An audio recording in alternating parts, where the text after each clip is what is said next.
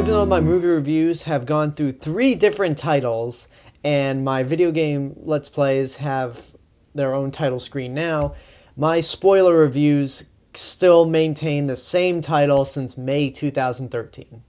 Hey everyone, it's Alex, the real Mr. Robinson here, and it's time for me to talk about Age of Ultron in a spoiler sense. The movie's been out for a full week, and apparently it's flopping. Yeah, apparently that $191 million opening is considered a failure or a flop for Marvel, which, fucking people. I don't get that at all. It's like, okay, so it didn't make as much money as the first Avengers, so what? It still made a buttload of money. If you're saying that this is a flop or a failure, then you don't understand how the industry works if you think that's a failure. Okay, that's enough of a rant. Let's talk about Age of Ultron spoilers. So, I've seen the movie a second time, and my opinion still remains the same. I still really like it a lot. It's not as good as the Avengers, obviously, and if I were to rank the Marvel movies, it would be my 6th favorite, which means it's still really good. It's just Guardians of the Galaxy, Captain America the First Avenger, Iron Man, Captain America the Winter Soldier, and the Avengers are better. But it's still good. So the big thing that's already happened, which unfortunately was spoiled for me before the movie even came out, so fuck the internet for that, is Quicksilver dies, pretty much. Aaron Taylor Johnson plays Quicksilver, and that's one of the reasons why in my main review I said he kind of gets a backseat compared to the other characters. Like, I mean, Scarlet Witch and the Vision get more time, but I was mainly disappointed because he gets so little time. We like the guy, in a way, and he just gets killed. And the whole movie was building up to the fact that Clint Barton, Hawkeye, was going to die, which I didn't want him to die. I was like, who is Joss Whedon going to kill off? Because he's been talking about it ever since the movie was announced. Who's going to die? I don't want to see any of these guys go. And I was really bummed that it's Quicksilver, and because we didn't get to spend that much time with him. And also because we didn't spend that much time with him, we don't get that much of a sense to feel the impact. I mean, when he dies, it's more of a shock because, again, it leads up to Clint Barton being killed, but instead it's Quicksilver. And I wanted more of him. I just really wanted more Quicksilver. So that's something that I guess in a dramatic sense could work, at least with Scarlet Witch. But in terms of like an audience member getting to know him, we haven't known Quicksilver long enough to really feel that much when he dies. It does come as a shock, but it wasn't like with Coulson when he got killed in the Avengers, and I don't think it's going to be like when they kill Captain America, because that is inevitably going to happen. So moving on, one thing that I did not mention in my original review was this romance between Bruce Banner and Natasha Romanoff. At first, I didn't like it too much. I was like, this just doesn't really add much to the story. It slows things down. And I guess I just miss Betty. I mean, I rewatched The Incredible Hulk in prep for Age of Ultron, and Liv Tyler as Betty Ross is actually pretty terrible. Like, it seems like she's talking to an infant a lot of the time. So, I mean, but Betty Ross is a key part in Bruce Banner's life, so I was just like, why would he go for Black Widow? But I thought about it for a few days and realized there is some importance that this romance shares. Not so much in chemistry between these two characters, but more in the sense of humanizing these two characters individually. With Bruce Banner, he wants to try and live a peaceful life, but he can't because of the Hulk. Like, he's constantly on the run. He has to control himself to not turn into the Hulk, whether he's stressed out, angry, wants to have sex.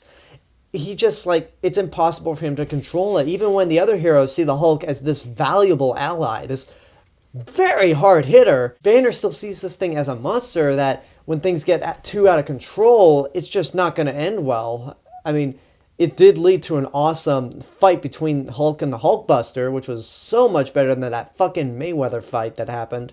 And it's funny that Banner would think this way as the Hulk, because I believe in the comics, it was the other heroes that were more concerned about the Hulk, and they're the ones that ship him to outer space. But here, Once the day is done, once Ultron is killed, Banner, as the Hulk, kind of takes the Quinjet far away off the grid and doesn't return. So basically, the Hulk and Bruce Banner are off the grid. Don't know where they are. We don't know when Mark Ruffalo is going to pop up again in a future movie. And I kind of like that. And as for developing Romanoff in that situation, it's important because we get to see her as more human. I mean, we saw glimpses of that in the Avengers and Captain America the Winter Soldier. I think we all loved her in those two movies. But here in Age of Ultron, having her have a romance really makes her a lot more human. Shows that she really has a heart and doesn't come off as just some cold, heartless assassin, which she appeared like that in Iron Man 2 and for a majority of it in the Avengers. But here is where we really start to relate to her and she becomes more of a real person. Much like with Winter Soldier, where the day has been won, there is kind of a sense of tragedy in a way. I mean, there was a Hulk leaving and a new Avengers team being formed at the end, which is cool. But it also will play a big part in what happens next with Captain America Civil War, which in that sense, Ultron, I don't want to say he won, but I feel like he did succeed in tearing the Avengers apart because in Civil War, Tony Stark and Steve Rogers are going to have completely different ideals on what happened with Ultron, like, because Tony Stark fucked up. I don't want to think about this too much. I'll just wait and see what happens with Civil War. Can't wait for it. And one character I didn't mention at all in my original review was the Vision, because Paul Bettany plays the Vision, who also voices Jarvis. And Vision comes in late in the film, like once we get to the third act. And I thought he was really great. His powers are cool. He's very strong-willed and apparently worthy enough to carry Mjolnir. If you saw the Comic-Con footage or the special trailer that aired with that episode of Agents of S.H.I.E.L.D. back in October, the same day as that huge Marvel event, you saw the Avengers were competing to lift Mjolnir, Thor's hammer. And during the third act, at the beginning of the third act, when the Vision pops up, he like casually hands Thor the hammer, and everyone's just like in dead silence, like, did he just lift the hammer? He was just born and he lifted the hammer. And that's probably the funniest moment throughout the entire movie, because it was a joke that got set up in the first act and then it comes around full circle in a very satisfying way. Now, I did mention that Ultron gets killed, which kind of bummed me out because I really liked Ultron. I loved what James Spader did with the character, but I was hoping that because they did it with Loki, they'd probably spare Ultron. But given from what I've read about Ultron outside the movie, it seems like Ultron's never really dead. Like, Ultron could possibly pop up in a future movie because they made such a good villain. I'd hate to see him just be used once. I mean, like, they knew with Loki they had a really good villain, so they kept him around. And I'm hoping they do the same with Ultron. And I'm still convinced that they didn't kill the Red Skull. I am surely convinced that the Red Skull is still out there somewhere. And before I wrap up, there's the mid-credit scene I gotta talk about.